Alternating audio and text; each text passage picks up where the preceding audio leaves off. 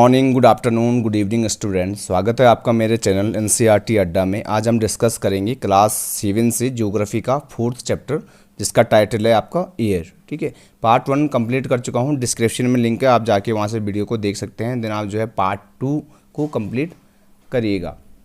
Channel पे नए आए हैं, चैनल को सब्सक्राइब कर लें एंड बेल आइकन को प्रेस करना ना भूलें, ताकि आपको जितने भी वीडियोज़ आएंगी उसका नोटिफिकेशन आपको मिलता रहे। वीडियो को लाइक शेयर करना ना भूलें एंड कमेंट बॉक्स में कमेंट करके जो है आप अपना डाउट क्लियर कर सकते हैं। तो आज का हमारा जो टॉपिक होगा, सब टॉपिक होगा, वो है हमारा वेदर एंड क्लाइमेट। ठीक है, तो वेदर एंड क्लाइमेट को इस टॉपिक के अंदर हम डिस्कस करेंगे।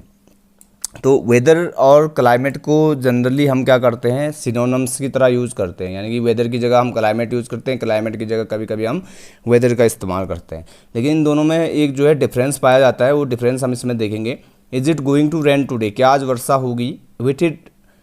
Will it be bright and sunny today, या फिर आज जो है धूप खिलेगी। How many times have we heard this from anxious cricket fans speculating the fate of a one day match.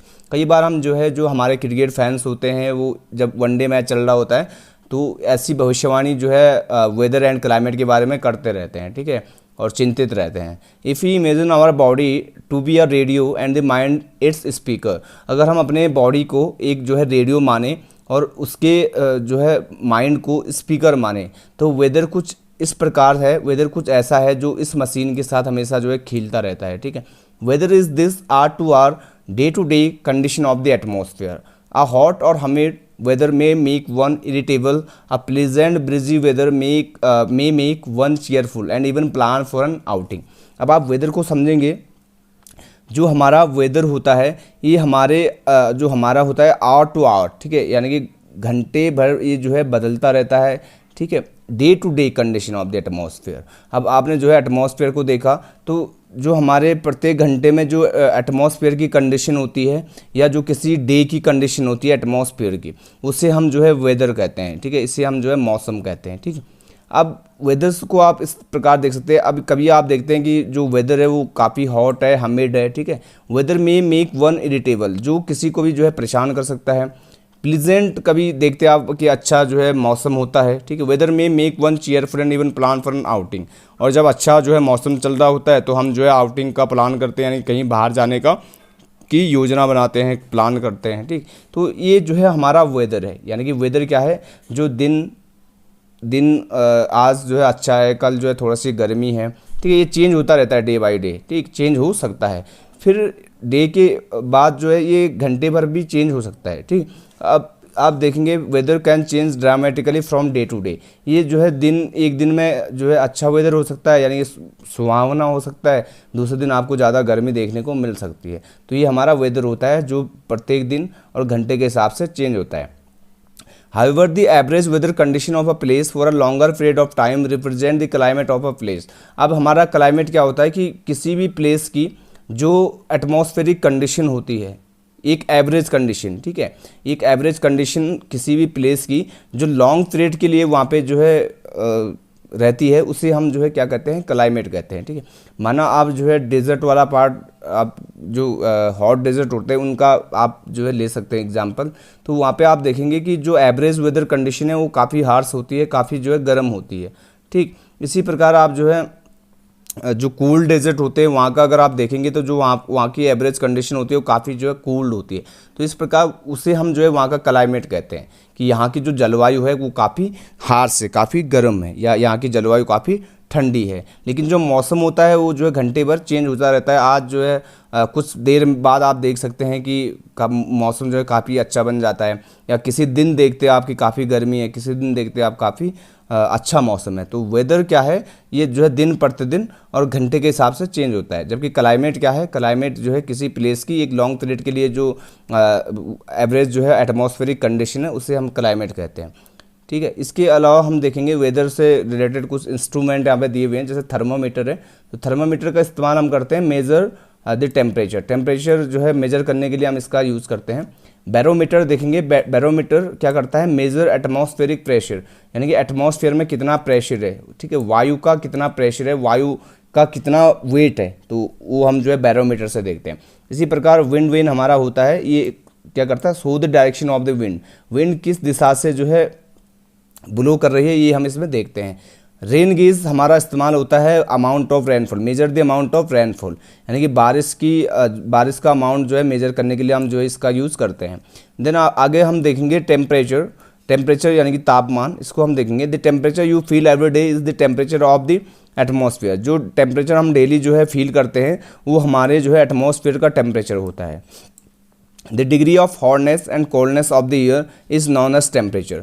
अब जो एयर होती है हमारी, जो हवा होती है, वो कितनी ठंडी है, ठीक है, और कितनी कूल्ड है, कितनी हॉट है, कितनी कोल्ड है, इसको हम जो है टेम्परेचर कहते हैं। ठीक, the temperature of the atmosphere changes not only between day and night but also from season two season.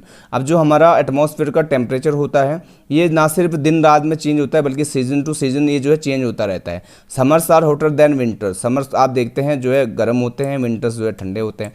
An important factor that influences the distribution of temperature is insolation. अब किसी एरिया में कैसा temperature होने वाला है वो depend करेगा insolation के ऊपर। ठीक है, इंसोलेशन क्या होता है, सूरज से आने वाली जो रेज होती है उससे जो हीट जो है पैदा होती है उसे हम इंसोलेशन कहते हैं।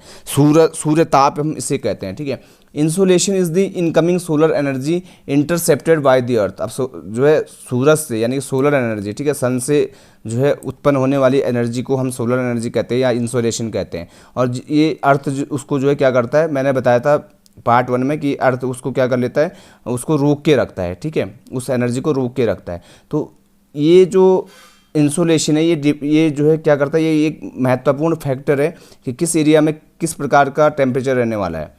The amount of insolation decreases from the equator towards the पोल।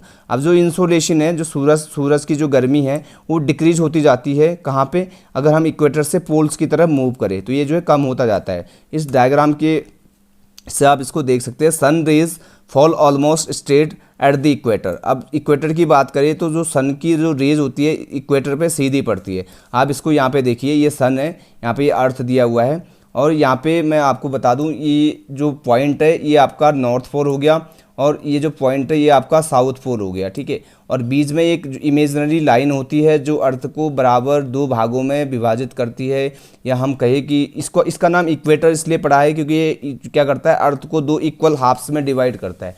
तो ये जो लाइन है इसमें हम इक्वेटर कहते हैं। अब इक्वेटर के ऊपर यहाँ पे पोल हो गया आपका नॉर्थ पोल, यहाँ पे आपका हो गया साउथ पोल। लिखा क्या है, sun rays fall almost straight at the equator. अब सूरज इस प्रकार से जो है सीधी किरणें जो है फेंकता है कहाँ पे, इक्वेटर पे। इस प्रकार से सीधी किरणें जाती है आपकी इक्वेटर पे। ठीक है, तो अब सीधी किरणें जाएंगी तो क्या होगा, वहाँ पे ज़्यादा गर्मी होगी, इसको भी मैं अभी बताऊंगा। While they fall slanting as we move away from the equator towards the pole. अब जैसे इक्वेटर से हम पोल्स की तरफ जाते हैं, यानी कि इक्वेटर ये है हमारा, और एक पोल हमारा ये हो गया नॉर्थ पोल और दूसरा पोल हो गया हमारा साउथ पोल। तो जैसे इक्वेटर से हम पोल्स की तरफ मूव करते हैं, चाहे हम नॉर्थ पोल की तरफ मूव करें चाहे हम साउथ पोल की तरफ मूव करें। ठीक है, तो सूरज की जो किरणें होती है, सन रेज होती है, यहाँ पे जो है स्लेंटिंग पड़ती है, तिरछी पड़ती है। ठीक है, इस प्रकार आप देखेंगे कि इक्वेटर पे सीधी पड़ेंगी और जो है जैसे ही हम मूव करेंगे पोल्स की तरफ तो ये जो है स्लेंटिंग पड़ेगी। ठीक है, इस प्रकार तो स्लेंटिंग पड़ेगी तो वहाँ पे क्या होगा, सूरज की जो किरणें हैं वो तिरछी पड़ने के कारण वहाँ पे जो है गर्मी हीट कम जाएगी। ठीक है, तो इस प्रकार इसी कारण जो है जो हमारा पोल्स वाला पार्ट होता है वो जो है हमेशा बर्फ़ से ढका रहता है। ठीक है, ये वाला पार्ट हमारा जो है लगभग ऑलमोस्ट जो है थ्रू आउट द ईयर, ठीक है, ये पूरा जो है बर्फ़ से ढका रहता है इस प्रकार से। ठीक है, अब एक दूसरी चीज़ आप देखेंगे, इसका एग्जांपल आप देख सकते हैं, एक अंधेरे कमरे में आप एक टॉर्च ले सकते हैं। ठीक है, टॉर्च लेने के बाद जैसे आप फोकस वाली आप टॉर्च लेंगे तो जैसे आप जो है टॉर्च करेंगे तो स्ट्रेट वाला जो पार्ट होगा वहाँ पे जो है ज़्यादा जो है लाइट जाएगी। ठीक है, बजाय जो है उसके आसपास के एरिया में। इस प्रकार आप जो है इसको देख सकते हैं प्रयोग करके भी। अब आप देखेंगे temperature decrease in the same manner. इसी प्रकार टेम्परेचर जहाँ पे सन रेज कम जाएंगी वहाँ पे टेम्परेचर क्या होगा, कम होगा। जहाँ पे सनरेज ज़्यादा जाएंगी वहाँ पे क्या होगा, टेम्परेचर ज़्यादा होगा। Now do you understand why poles are covered with snow. अब आप समझ सकते हैं कि जो पोल्स वाला एरिया होता है वो हमेशा बर्फ़ से क्यों ढके रहते हैं।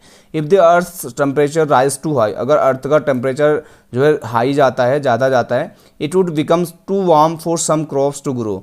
तो ये कुछ क्रॉप्स के लिए ज़्यादा गर्म हो जाता है और कुछ क्रॉप्स जो है ज़्यादा गर्मी में जो होते हैं। ठीक है, कुछ क्रॉप्स को जो है मॉडरेट क्लाइमेट की आवश्यकता होती है। Temperature in cities is much higher than that of villages. अब आप जो है अगर विलेजेस के कंपैरिजन में सिटीज़ का टेम्परेचर देखेंगे तो सिटीज़ का टेम्परेचर आप पाएंगे कि वहाँ पे हमेशा जो है ज़्यादा टेम्परेचर रहता है, यानी कि गर्मी ज़्यादा रहती है। The concrete and metals in building and the asphalt of roots get heated up during the day, this heat is release during the night. अब होता क्या है, दिन भर जो कंक्रीट मेटल्स बिल्डिंग होती है या जो एस्फाल्ट होता है रोड पे जो लगा होता है, ठीक है, जो कंक्रीट लगी होती है, तारपिन लगा होता है, वो दिन में क्या होता है ज़्यादा गर्म हो जाता है, ठीक है। और जो हमारी क्रस्ट होता है, जो हमारा लैंड होता है, वो क्या होता है जल्दी गर्म होता है, जल्दी फिर ठंडा हो जाता है, ठीक। तो दिन में एक तपता है तो दिन में ज़्यादा गर्मी हो जाती है, उस गर्मी को ये जो है क्या करता है नाइट में रिलीज़ कर देता है, नाइट में छोड़ देता है। इसलिए सिटीज़ में क्या होता है ज़्यादा गर्मी होती है बजाय जो है विलेजेस के। तो विलेजेस में ये सारी रूट्स एस्फाल्ट वाली रूट्स कम होती है, बिल्डिंग्स जो है कम होती है।